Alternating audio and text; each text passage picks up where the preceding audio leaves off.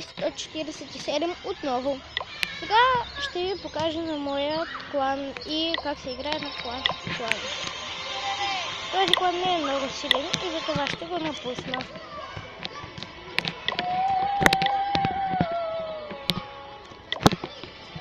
Ако играете Clash of Clans и още сте слаби, ще ви препоръчвам едно нещо.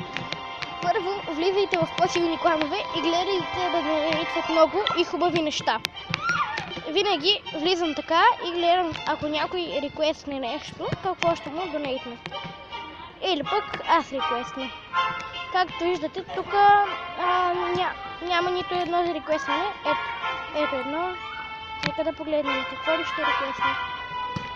Ето виждате ли колко бързо ги запълнихме. Нека да погледнем. Сега. Балони, вижте. Балони и то на 3 левел.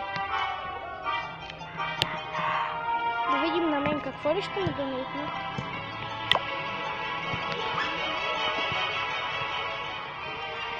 Този още не се забавя. Тук. И тук още ми изхвърли се.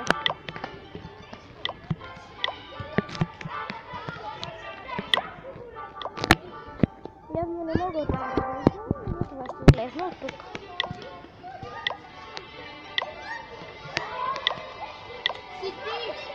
Добре. Нека да погледнем тук. Я да видим атакуват някой.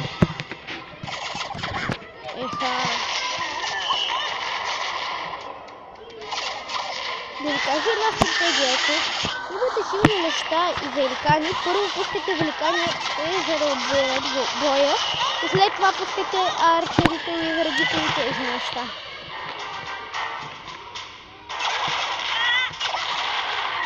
Нека да погледнем тази битка до края.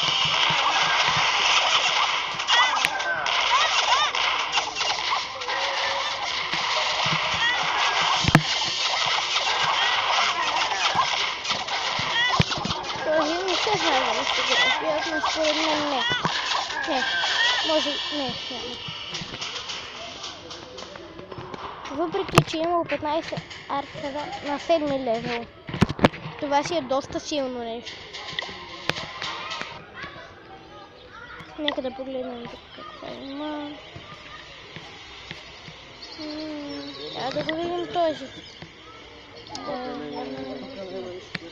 Да видим какво са им донейтнали. 6 само. Малко.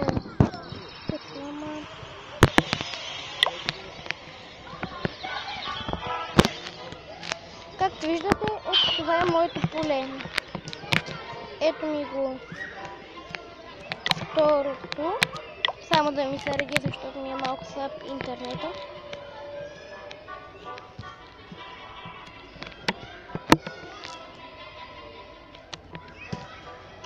Малко ще почакаме. В момента събирам, за да си купя. Ето, изчакайте малко.